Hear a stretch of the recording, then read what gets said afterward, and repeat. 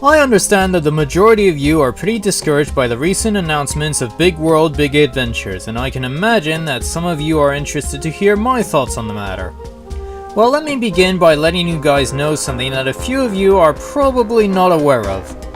Season 22 of Thomas & Friends, otherwise known as Big World, Big Adventures, is the result of the Thomas & Friends production branch of Mattel Creations partnering up with the United Nations to make children become more aware of the Sustainable Development Goals.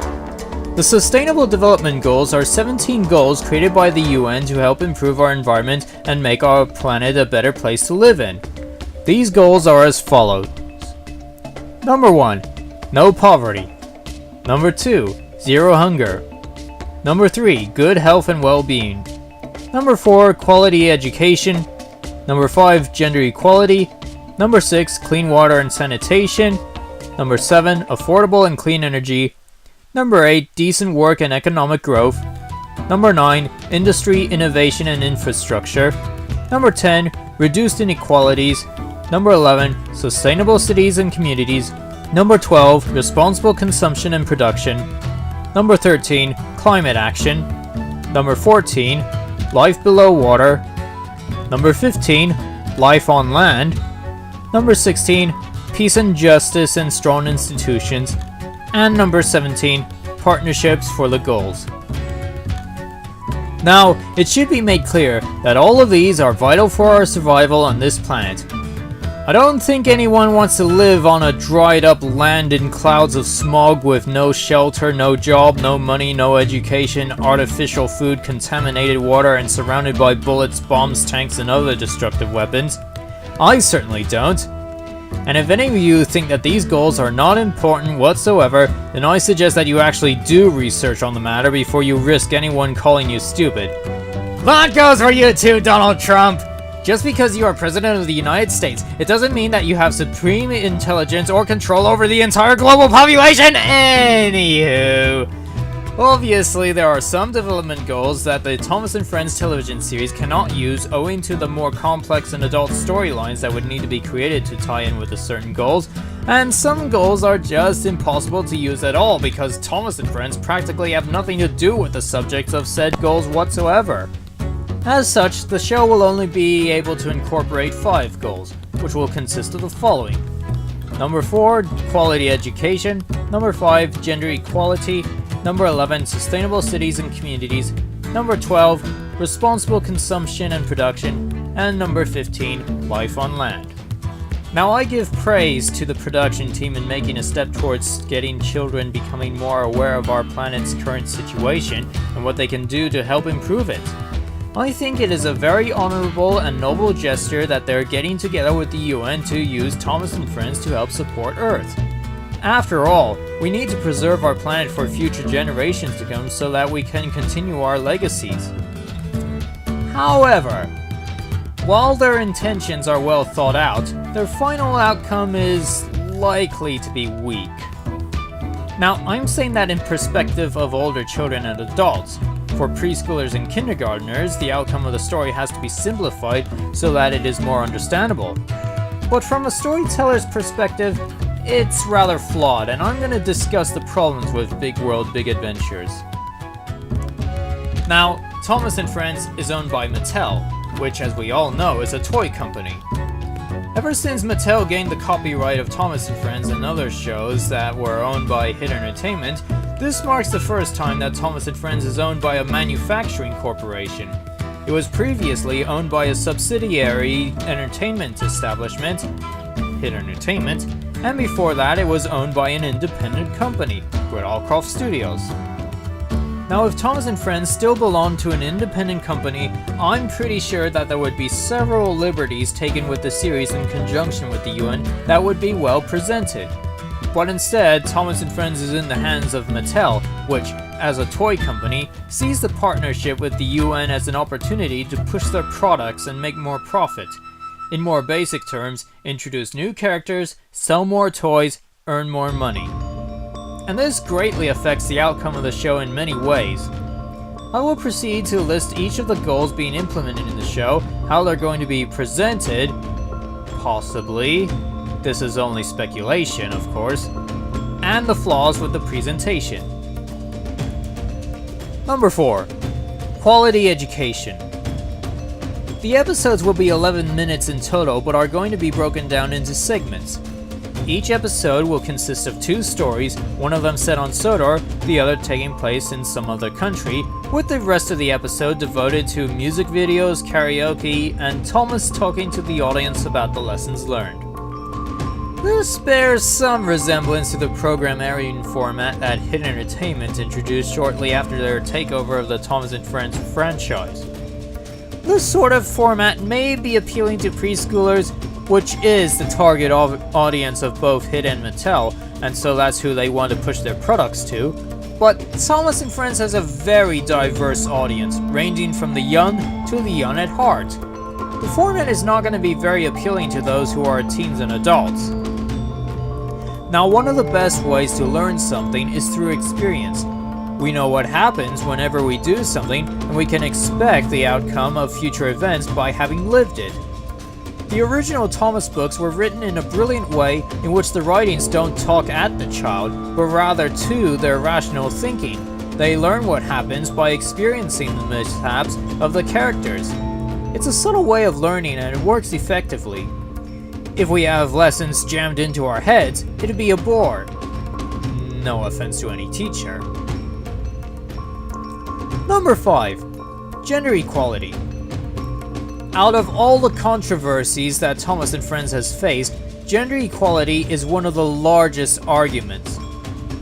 People have gone on to criticize Thomas & Friends for having the stories largely focused on male characters and the female characters being kept in the background. Many of them accuse the franchise as being sexist. But the question really has to be asked. Does anyone take into account the time period that the original stories were written in?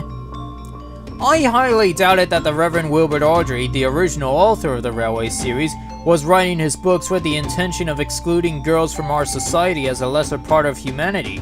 I mean, these are trains we're talking about. It's not like any of them is going to have an intimate relationship with each other. Honestly, I don't really think that children would even care about the imbalance of gender in the Railway series. After all, gender equality is not what they look for in stories. They look for fun and entertainment. Now, I don't mean to say that there shouldn't be more female role models. I'm just pointing out the fact that the Railway series is a children's series that was a product of the times and it was never meant to offend anyone, and thereby it doesn't deserve all this harsh reception that it's been getting. Now, of course, times are changing, so there is a need to introduce strong female characters to provide role models for younger girls, and I support that very much. Diversity is an important factor to be aware of since the world we live on is full of diverse people, and we need to understand them better and respect them so that there are better and happier relationships with each other. The problem with the TV show is that the production team of Thomas & Friends are under the notion that the female leads that they've introduced so far has not made much of an impact. There's a simple logical reason to this problem: they haven't tried hard enough. Take Rosie for example. Introduced in 2006, she was originally described as a feisty young tank engine, tomboyish and determined to be as good as Thomas. What we got was a little pink engine who idolizes Thomas and shows no signs of any tomboyish characteristics. This year, we were promised a full reworking of her to match her description. What we got was a partial change of dependency, a repaint to red, and a loss of makeup. There could have been so much more done, but I suppose thanks to Mattel's corporate interests in pushing their products, the production team is not able to give the female characters they do have a proper chance to develop more. Number 11. Sustainable cities and communities.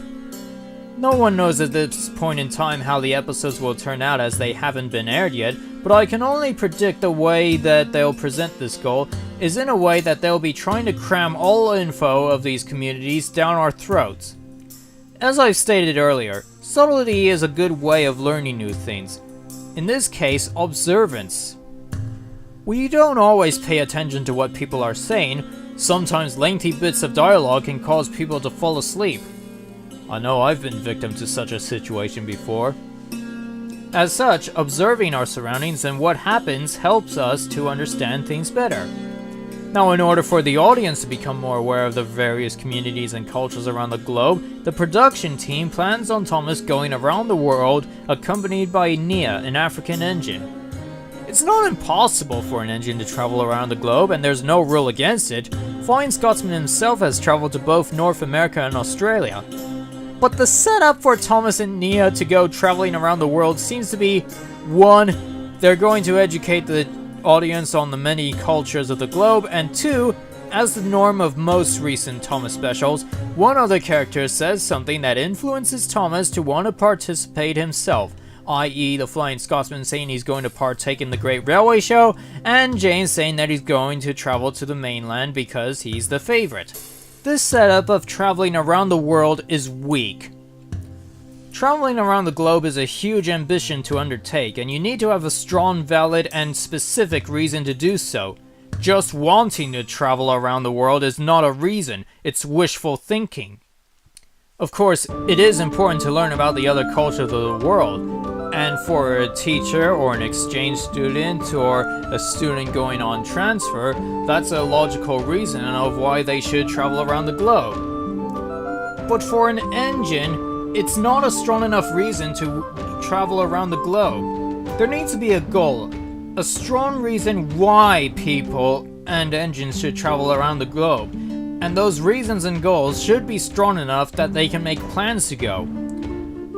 Flying Scotsman went to North America because at the time it was the only place where it could work because British Railways had abolished steam-hauled trains entirely, and it later went to Australia to celebrate the country's bicentennial celebration. Those were the Flying Scotsman's reasons. In Muppets Most Wanted, the Muppets accept the idea of taking the Muppet Show on a world tour, when in reality the tour was fabricated to suit the villains who were intent on finding the clues that could help them steal the crown jewels of England. Those were the Muppets' reasons. The best example I can give is Around the World in 80 Days, in which Phileas Fogg went around the world in order to see if it was possible to travel under a certain time limit. That was not only his reason, it was also his goal. And I say it's the best example because we actually learn about the places he visits through his eyes, observation. This is the same formula I planned for the battle series of the Magic Road Adventures.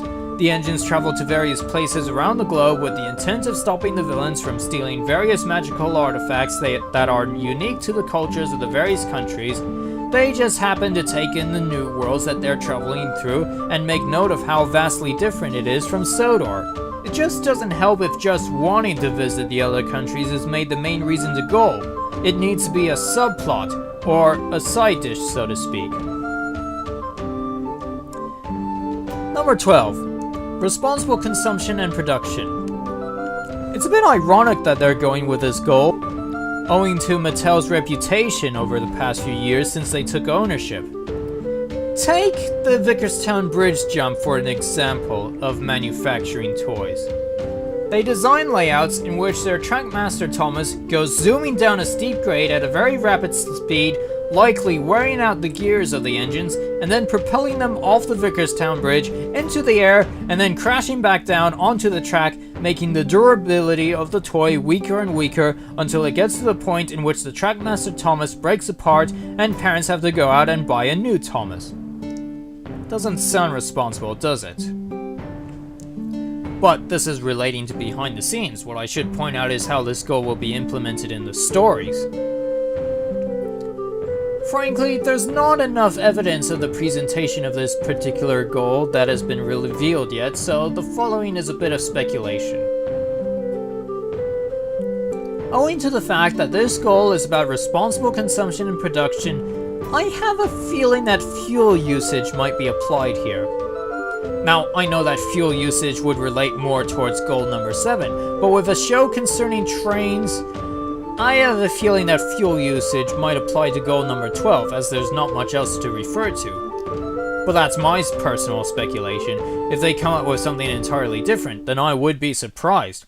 However, if it does refer to fuel usage, then I have a feeling that the topic may present itself a paradox. See, the heroes of Thomas and Friends are obviously steam engines, As such, they are still powered by coal, a fossil fuel. That may have been fine and well in the 19th and 20th century, but now it's becoming an issue. Fossil fuels contribute to global warming, which is fast becoming a critical problem for the existence of our life on our planet. And no, global warming and climate change are not a hoax. It's a real issue. 97% of our scientists say that it's true, and there have been environmental evidence right before our eyes. Snowfalls have been less frequent here in the northeastern corridor as the years progressed. Our summers are becoming hotter and hotter, and this year we've had approximately 5 hurricanes within 1 month. People who make the claim that climate change is a hoax are people who are either probably bribed by the oil industry to say such fraudulence, or people who actually support the oil industry willingly. Either way, it all bends down to the oil industry. They're making millions of money pushing their products, and they're not going to risk losing their businesses to the usage of cleaner, environmentally friendly fuel.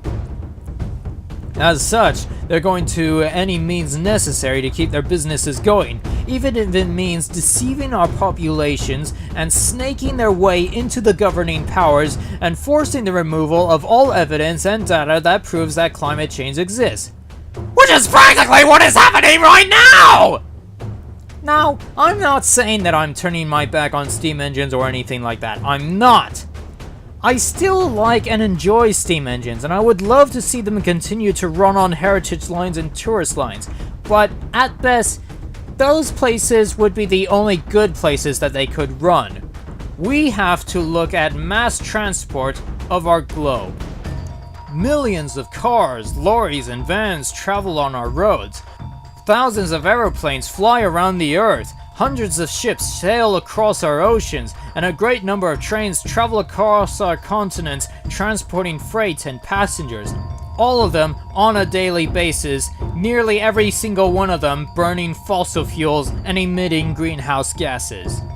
There needs to be a change for our mass transportation. The human population should at least try to reach the goal of utilizing cleaner fuels and harnessing water, wind, and sun to generate electricity for our cars, trains, planes, and boats that are used in public transportation. At least restrict the usage of coal and oil to vehicles in heritage centers, tourist lines, and museums. I'm sure that would greatly improve our issue with fuel and climate change. I would like to see how Thomas and Friends would tackle this issue, but because it would mean writing a story that would be more complex and have adult storylines, I doubt it if they ever will. Number 15. Life on land. Earth is made up of different ecosystems, as we all know, some of them more ancient and fragile than others. I think what I said about goal number 11 also applies here. We need to know these things through observation, not just characters telling us about it. Well, okay, it helps to listen to someone if we don't understand what we see, but to have it told to us once through the story and then again by the lead character at the end can be a bit tiresome. It might even lead the audience to feel bored by the time the credits roll. Again, this is something that the characters can look at and take note of while they're on their main quest, not repeatedly told to us over and over again. As an audience, we can take in what is said with enthusiasm once, but if it's told to us repeatedly, we're not going to be as invested. The new series and the Nitrogen era of Thomas and Friends are good examples of this. Now with the main goals explored, it's time to address the third rail, and that is the cast of the characters. 2 new characters have been introduced to the franchise to take lead roles in the Big World Big Adventure series, Nia and Rebecca. Now, personally, I'm very happy to see these engines appear on screen. Rebecca is a British steam engine from the Southern Railway, more specifically, a streamlined West Country class. I have wanted to see this class of engine appear on Sodor ever since Connor and Caitlin appeared on Sodor. Mostly because I was upset at the production team's missed opportunity of utilizing British streamlined locomotives and their usage of American engines that once again had to be scaled down to fit the British loading gauge. Nia is an engine from Africa, more specifically an ED1 class steam engine from the Kenya-Uganda Railway. I'm open to her introduction, as her appearance in the show makes up for the absence of any African engine in the Great Race film. But I'm not impressed with the fact that she's actually a narrow gauge engine scaled to fit standard gauge track. But the big issue is that while these engines have been introduced to bring more diversity to the show, they've done so at the cost of cutting 3 beloved characters from the lead group: Edward, Toby, and Henry. All 3 of these engines could have had potential as members of the lead group in this season. Henry could have served as a mascot for goal number 15, since he's the engine that enjoys running through the scenery, the forest in particular. It makes his cut from the lead cast ironic. Toby, while he has been excluded from the lead cast for a couple of years now, I'm still including him here because of his role. He is the voice of experience out of all the engines, using his knowledge of railway transport and travel and safety to tackle almost any situation and to bring proud engines back down to a mature level. Edward is the voice of reason amongst the engines, oldest and wisest out of all of them. He provides answers to problems that the other engines are facing and disciplines those who may get out of line. Not only that, Edward has the honor of being the first engine created out of all of them. Yes, all of them. Thomas was introduced in the 2nd book. It doesn't seem honorable to push the engine that started it all into the background. These 3 engines could have so much potential in the newer series, but thanks to Mattel's interest and profit, they are cast aside to promote newer engines. Now, it's not to say that they're being cut from the show altogether. It's been stated that they'll still feature in the episodes, just that they're not going to be part of the core team. Actually, the question should be raised as to why they should even have a core team to begin with. 7 engines in the lead. Seems a little more selective rather than embracing, doesn't it? I mean, they want to introduce a bit more diversity in their series, but by selecting only 7 engines to stand in the spotlight, they ironically don't allow for more diversity. In fact, why should they have a steam team at all? That in itself is more selective. It especially doesn't promote diversity because they're excluding diesel engines. I think that the concepts of using 7 engines and a steam team are outdated and should be replaced with concepts that actually promote diversity. Allow more characters to shine in the spotlight, not just some selective number of a selective group of engines. One of the elements of the Railway series that made it so unique was its ability to focus on a wide variety of engines and their interactions with each other. And that's what's made the Thomas & Friends series so investing, when it was still owned by Britt Allcroft Productions. The core group was just a fabrication of people who didn't know how to properly treat the Thomas & Friends franchise, and it was created when Hit Entertainment took ownership of the franchise. I can only theorize that the people at Hit Entertainment weren't looking at the Railway series as a source of how to present Thomas & Friends, but they were looking at other shows for influence.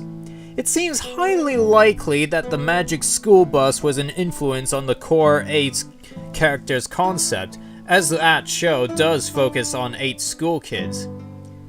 I can definitely say that there are more schools out there that would have more students in their classes than that featured in the Magic School Bus. Take the school I went to, for example. How many students were in my class? 10? 15? No. On average, we had 27 students, 30 as a maximum for 1 year. And you know what? We had a very diverse class. We had students from America, Europe, Asia, Africa, Russia, the Middle East, and New Zealand.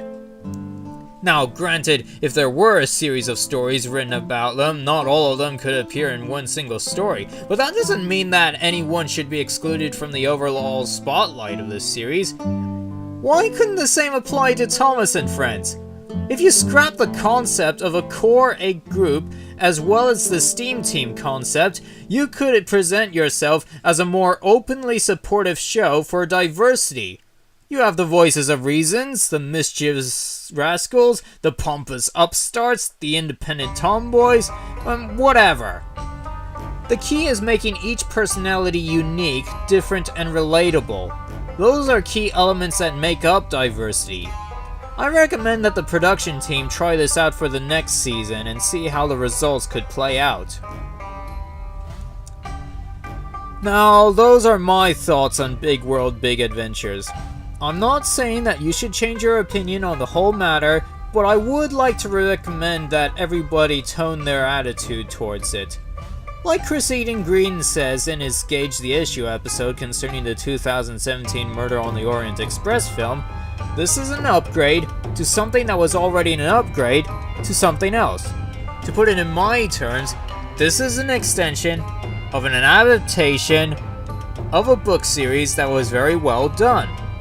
We'll always have the Railway series, and as long as we keep bringing attention to it, it will continue to thrive in the hearts and minds of ourselves, our parents and great-parents, our children and grandchildren, and future generations for years to come, so long as the human race continues to thrive.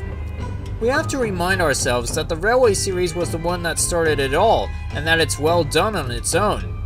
The TV series is just an adaptation, and all seasons and specials from Season 5 onwards, barring The Adventure Begins and the Small Railway Engine episodes, are just an extension of that adaptation. Big Worlds, Big Adventures is no exception.